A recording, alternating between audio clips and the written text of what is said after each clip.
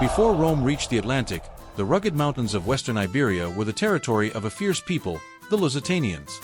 The landscape was a natural fortress of steep peaks, rushing rivers, and dense forests.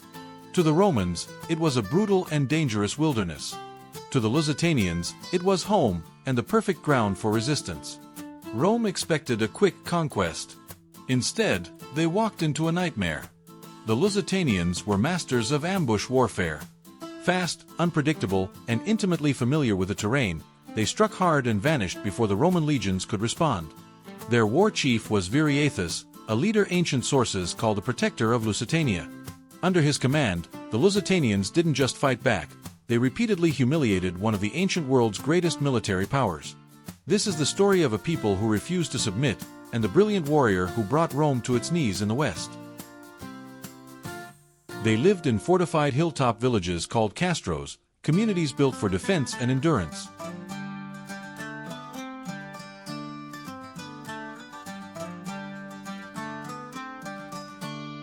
Their society was communal and semi-nomadic. They believed the gods inhabited the mountains, rivers, and sacred groves. They worshipped major deities such as Endovelicus, god of prophecy, healing, and protection, and Aticina, goddess of the underworld, fertility, and the night, along with numerous local nature spirits. Rituals took place at natural shrines like rocky outcrops, springs, and hilltops, typically featuring animal sacrifices, offerings of weapons or jewelry, and communal feasts. In the 2nd century BCE, Rome turned its gaze west, confident of easy conquests in Iberia. Instead, they met a fierce people who refused to kneel. In 150 BCE, Roman governor Servius Galba invited the Lusitanian leaders to peace talks. He betrayed them. What followed was a massacre. From Rome's treachery rose Viriathus, the shepherd-turned-scourge of the legions.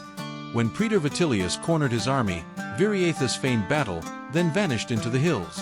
For 2 days his horsemen struck and faded like ghosts, wearing down 10,000 Romans. Then, in the mountain passes near Tribula, the trap closed. Javelins rained, cliffs swallowed men, and Vitellius fell with 4,000 of his legionaries. From chaos, a legend was born. Viriathus perfected the concursar, a feigned flight followed by a sudden, lethal counterstrike.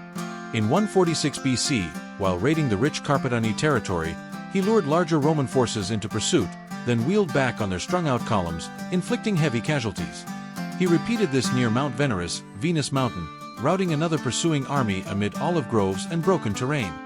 That same year he crushed the army of Gaius Plautius, destroying around 4,000 Romans in another ambush-heavy engagement. Later, he defeated Claudius Eunyminus, capturing Roman standards and parading them through the mountains as trophies, a deliberate psychological blow. Frontinus, Rome's own expert on military stratagems, later studied and recorded these encounters with grudging respect. To the Romans, Viriathus wasn't merely a barbarian chieftain, he was a symbol of what happened when a free people refused to kneel. For nearly a decade, he kept the might of the Republic at bay. By the early 140s BC, Rome finally offered terms. Against all odds, Viriathus forced them to recognize Lusitanian autonomy. For a brief moment, it seemed the mountain people had truly secured their freedom. Rome could not accept a permanent humiliation. Servilianus was replaced by Scipio, who burned fields and broke the treaty. The war returned with greater ferocity. Viriathus and his men were hunted, outnumbered, and pressed into ever more daring actions. Yet he remained undefeated.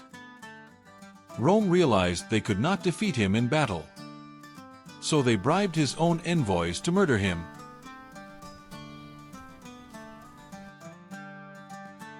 Without Viriathus, resistance fractured. Rome imposed control.